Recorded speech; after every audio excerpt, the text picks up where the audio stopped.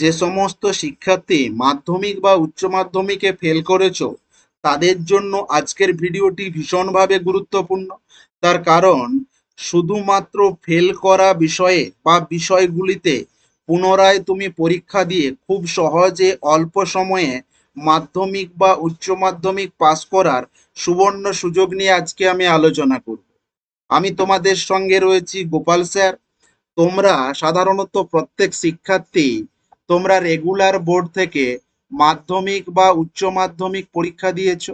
তাহলে এখান থেকে যে রেজাল্ট পেয়েছো বা যারা পাস করেছিলে তাদের রেজাল্ট বা সার্টিফিকেটের যে ভ্যালু ওপেন বোর্ড থেকে প্রাপ্ত সার্টিফিকেট বা রেজাল্টের সেম ভ্যালু, অর্থাৎ প্রত্যেকটি চাকরির ক্ষেত্রে সাধারণত গ্রহণযোগ্য। বোঝা গেল? এবার আমি বলে রাখি, ধরো প্রথমে আমি মাধ্যমিক নিয়ে আলোচনা করছি। তোমরা ভিডিওটি না টেনে প্রথম থেকে শেষ পর্যন্ত ভালোভাবে দেখতে থাকো। আশা রাখি আমি তোমাদের সমস্ত প্রশ্নের উত্তর এই ভিডিওতে আলোচনা করতে পেরেছি। দেখো, মাধ্যমিকের কথা যদি আমি বলি, তুমি চাইলে এখান থেকে মাধ্যমিক দিয়ে পুনরায় তুমি রেগুলার স্কুলে গিয়ে উচ্চ মাধ্যমিকও ভর্তি হতে পারো। সেক্ষেত্রেও কোনো অসুবিধা নেই। প্রথমত যেটা বলবো, এই ওপেন স্কুলে মাধ্যমিকে ভর্তি হয় বছরে দুবার। এক হলো জুন সেশন, এক হলো ডিসেম্বর সেশন। তুমি যে সেশনে ভর্তি হও না কেন, তোমার সময় লাগবে কিন্তু 1 বছর। অর্থাৎ জুন সেশনে ভর্তি হলে পরের বছর জুনে পরীক্ষা দেবে, আর ডিসেম্বর সেশনে ভর্তি হলে পরের বছর ডিসেম্বরে তুমি তোমার এক্সাম দেবে। বোঝা গেল? আর যেহেতু তুমি ধরো মাধ্যমিকে তোমার 7টা বিষয় ছিল, সেক্ষেত্রে কেউ 2টো, কেউ 3টে বা একটা, যাই হোক যতগুলো বিষয়ে ফেল করেছো শুধুমাত্র সেই বিষয়গুলো পুনরায় তুমি পরীক্ষা দিয়ে তুমি তোমার রেজাল্ট পেতে পারো। বোঝা গেল?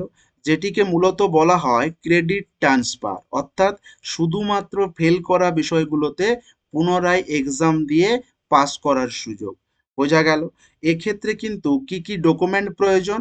ডকুমেন্ট বলতে গেলে দেখো, যেহেতু তুমি মাধ্যমিক দিয়েছিলে, তাহলে তোমার মাধ্যমিকের অ্যাডমিট রয়েছে পরীক্ষার, তোমার রেজিস্ট্রেশন কার্ড রয়েছে, আর ওই ফেল করা বা আনসাকসেসফুল রেজাল্ট রয়েছে। এই প্রত্যেকটা ডকুমেন্ট এবং সঙ্গে যদি ভোটার কার্ড থাকে, ভোটার কার্ড, অথবা আধার কার্ড থাকলে আধার কার্ড, এই দুটোর যদি কোনোটাই না থাকে তাহলে রেসিডেন্সিয়াল সার্টিফিকেট লাগবে। কোথা থেকে? মিউনিসিপ্যালিটি হলে মিউনিসিপ্যালিটি থেকে, পঞ্চায়েত এরিয়া হলে পঞ্চায়েত এরিয়া থেকে তোমার রেসিডেন্সিয়াল সার্টিফিকেট লাগবে। আর তুমি সঙ্গে নিয়ে আসবে 4 কপি মতো ফটো রাখবে সঙ্গে।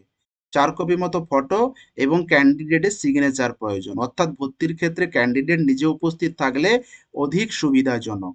বোঝা গেল? তবে যে ডকুমেন্টগুলো বললাম, ফটো বাদ দিয়ে প্রত্যেকটা ডকুমেন্ট তুমি 2 কপি করে জেরক্স করে নিয়ে আসবে। বোঝা গেল? এবার প্রশ্ন হচ্ছে, স্যার আমি কোথায় ভর্তি হব, খরচই বা কেমন? প্রথমত বলে রাখি, এখানে খরচ কিন্তু ডিপেন্ড করছে তুমি কতগুলো বিষয়ে ফেল করেছো তার উপরে। তবুও আমি বলে রাখি, এখানে সর্বোচ্চ খরচ হবে 1.5 থেকে 2 হাজার টাকা মতো। কি বললাম? 1.5 থেকে 2 হাজার টাকা মতো সর্বোচ্চ খরচ। কারোর কমও হতে পারে, সাধারণত 2 হাজারের বেশি হবে না। অর্থাৎ সারা বছরে 1 বছরে টোটাল খরচটা বলে দিলাম।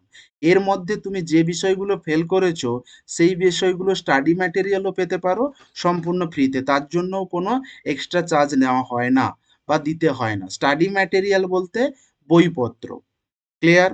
এবার প্রশ্ন হচ্ছে, স্যার ভর্তি হব কোথায় বা ভর্তির জন্য কোথায় যোগাযোগ করব? দেখো, পশ্চিমবঙ্গের সর্বত্রই রবীন্দ্রমুক্ত ওপেন স্কুল রয়েছে। এবার সমস্ত স্কুলে এই ফ্যাসিলিটি কিন্তু অ্যাভেলেবেল নয়। আমি এই ভিডিওর আই বাটনে অথবা এই ভিডিওর শেষে পুরো পশ্চিমবঙ্গের রবীন্দ্রমুক্ত ওপেন স্কুল কোন কোন স্কুলে অ্যাভেলেবল রয়েছে তার ভিডিওর লিঙ্ক দিয়ে দেব। অর্থাৎ ভিডিওটি দেখে তুমি বুঝে নিতে পারবে তোমার বাড়ির কাছাকাছি কোন স্টাডি সেন্টার বা কোন স্কুল রয়েছে। অবশ্যই বলবো সেই সেন্টারে গিয়ে বা সেই স্টাডি সেন্টারে গিয়ে অবশ্যই যোগাযোগ করতে। বোঝা গেল? তাহলে আমি বললাম জুন সেশন এবং ডিসেম্বর সেশন, দুটো সেশন যদি হয়ে থাকে, ভর্তির প্রক্রিয়া কিন্তু তার আগের মাস থেকে চলতে থাকে। বোঝা গেল? অর্থাৎ জুনের ক্ষেত্রে মে মাস থেকে ভর্তির প্রক্রিয়া চলে, ডিসেম্বরের ক্ষেত্রে কিন্তু নভেম্বর থেকে ভর্তির প্রক্রিয়া চলে। সাধারণত ভর্তির প্রক্রিয়া 1 মাস ধরে চলতে থাকে। অর্থাৎ এই নয় যে তুমি সারা বছরে যে কোনো টাইমে চলে যাবে তোমাকে ভর্তি নিয়ে নেবে, তা কিন্তু নয়। তবে এক্ষেত্রে ভর্তির ক্ষেত্রে বলে রাখি, তোমার যে অরিজিনাল রেজাল্ট সেটা কিন্তু অবশ্যই তোমাকে জমা করতে হবে। কোনো কারণে যদি তুমি ভুল তথ্য দিয়ে অ্যাডমিশন হও, সেক্ষেত্রে কিন্তু এই যে দেখো লেখা রয়েছে অরিজিনাল ফেল্ড বা আনসাকসেসফুল মার্কশিট অর্থাৎ মাধ্যমিকের, সেটা তোমাকে অবশ্যই সাবমিট করতে হবে ক্রেডিট ট্রান্সফার ক্যান্ডিডেটের জন্য। যদি কোনো কারণে আদারওয়াইজ যদি তুমি কোনো ভুল তথ্য দিয়ে থাকো, সেক্ষেত্রে কিন্তু তোমার যে অ্যাডমিশন ফর্ম সেটা কিন্তু ক্যান্সেল হয়ে যাওয়ার সম্ভাবনা রয়েছে। বোঝা গেল? এবার বলে রাখি, আচ্ছা কারা দিতে পারবে এখানে? ধরো তুমি যে সালে পরীক্ষা দিয়েছিলে মাধ্যমিক বা উচ্চ মাধ্যমিক দুটোর ক্ষেত্রেই বলছি, তুমি যেই বছর পরীক্ষা দিয়েছিলে সেই বছর থেকে অর্থাৎ 5 বছর আগের মধ্যে যদি যদি হয় তুমি এখানে অ্যাডমিশন নিতে পারবে। ধরো সাপোজ এক্সাম্পল বলছি আমি, 2024 সালে তুমি মাধ্যমিক বা উচ্চ মাধ্যমিক দিয়েছিলে, তার মানে 2019 সাল পর্যন্ত অর্থাৎ 19 সাল থেকে মাধ্যমিক বা উচ্চ মাধ্যমিকে ফেল করা ক্যান্ডিডেটরা এই ক্রেডিট ট্রান্সফারের ক্ষেত্রে অ্যাপ্লিকেবল। বোঝা গেল? অর্থাৎ তুমি যে বছর ফেল করেছিলে সেই বছর থেকে 5 বছরের মধ্যে তুমি এই ক্রেডিট ট্রান্সফার ফ্যাসিলিটি তুমি নিতে পারো, বা ক্রেডিট ট্রান্সফার নিয়ে তুমি যে কোনো স্কুলে তুমি ভর্তি হতে পারো। বোঝা গেল? সব থেকে বলবো অধিক সুবিধাজনক কোনটা, না তুমি যে স্কুলের আন্ডারে মাধ্যমিক বা উচ্চ মাধ্যমিক দিয়েছিলে সেই স্কুলে যদি ওই ফেল করা বিষয়গুলো পুনরায় দিয়ে দাও, সেক্ষেত্রে বলবো অধিক সুবিধাজনক। ওপেন স্কুলে হতে পারে যে বছরে দুবার অ্যাডমিশন বা একবার অ্যাডমিশন, কিন্তু রেগুলারের সঙ্গে এখানের সেশন কিন্তু একটু হলেও ডিফারেন্ট রয়েছে। বোঝা গেল? তো অতএব তুমি যে স্কুলের আন্ডারে ফেল করেছিলে বা যে স্কুলের আন্ডারে মাধ্যমিক বা উচ্চ মাধ্যমিক দিয়েছিলে সেখানে দেওয়াটা অধিক সুবিধাজনক। এবার সেখানে যদি কোনো কারণে না দেওয়া যায়, সেক্ষেত্রে বলবো অবশ্যই তুমি ওপেন স্কুলের আন্ডারে আসতে পারো। বোঝা গেল? এবার দেখো যেটা নিয়ে আমি আলোচনা করব সেটা হচ্ছে উচ্চ মাধ্যমিক। দেখো মাধ্যমিকের মতো অনেকটাই সেম, তবে এক্ষেত্রে কিন্তু অ্যাডমিশন হয়ে থাকে বছরে একবার। অর্থাৎ তুমি এইবারে সেপ্টেম্বরে অ্যাডমিশন হলে, যেহেতু তুমি ফেল করা ক্যান্ডিডেট, পরের 1 বছর পরে তুমি সেপ্টেম্বরে ওই সাবজেক্টে বা ওই বিষয়ে তুমি এক্সাম দিতে পারবে।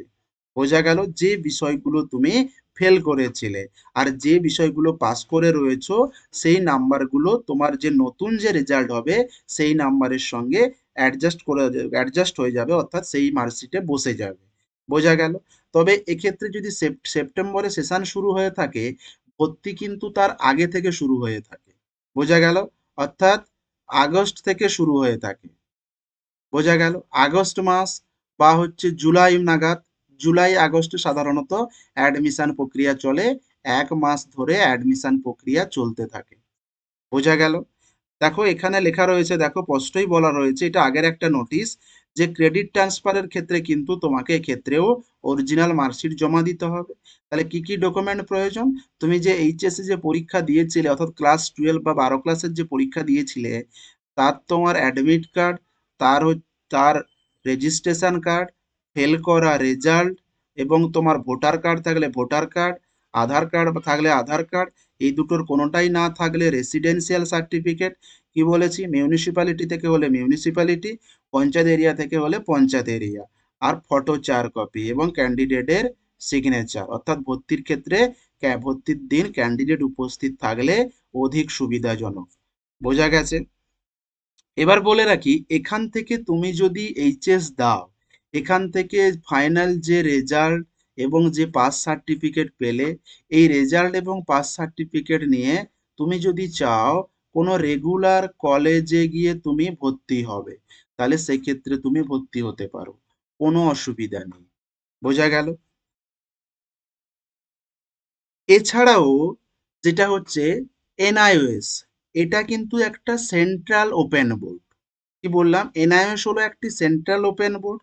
এই এনআইওএস এর ব্যাপারে অন্য একটি ভিডিওতে ডিটেলসে আলোচনা করা রয়েছে, তাও আমি এই ভিডিও শেষে দিয়ে দেব।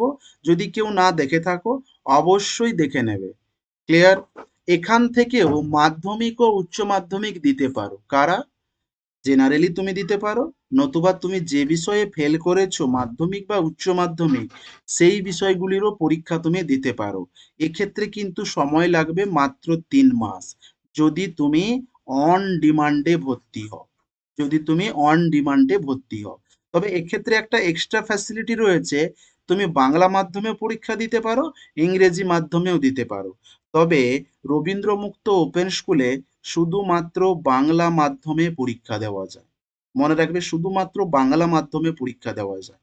তবে এনআইএস যেহেতু সেন্ট্রাল বোর্ড, এক্ষেত্রে কিন্তু বাংলা বা ইংলিশ যে কোনো মাধ্যমে তুমি পরীক্ষা দিতে পারো। যদি অন ডিমান্ডে যদি ভর্তি হও সেক্ষেত্রে তোমার সময় লাগবে 3 মাস, আর জেনারেলি যদি ভর্তি হও মাধ্যমিক বা উচ্চ মাধ্যমিকের ক্ষেত্রে সেক্ষেত্রে কিন্তু সময় লাগবে 1 বছর। এখান থেকেও প্রাপ্ত সার্টিফিকেট সমস্ত চাকরির ক্ষেত্রে গ্রহণযোগ্য। প্রথমটা হলো আমাদের পশ্চিমবঙ্গের ওপেন বোর্ড, এবং দ্বিতীয়টি হলো কেন্দ্র সরকারের বা এটাকে বলা হচ্ছে সেন্ট্রালের ওপেন বোর্ড। আশা রাখি তোমাদের সমস্ত প্রশ্নের উত্তর এই ভিডিওতে দিতে পেরেছি। যদি ভিডিওটি ভালো লেগে থাকে অবশ্যই লাইক করে দিও। এর বাইরে যদি কোনো তথ্য তোমার জানার থাকে অবশ্যই কমেন্টে জানিও, এবং তোমার বাকি বন্ধুদের শেয়ার করে দিয়ে তাকে কিছুটা উপকৃত করো, এবং এই চ্যানেলটিকে সাবস্ক্রাইব করে রাখো যাতে সমস্ত আপডেটগুলো সবার আগে পেতে পারো। Thanks for watching.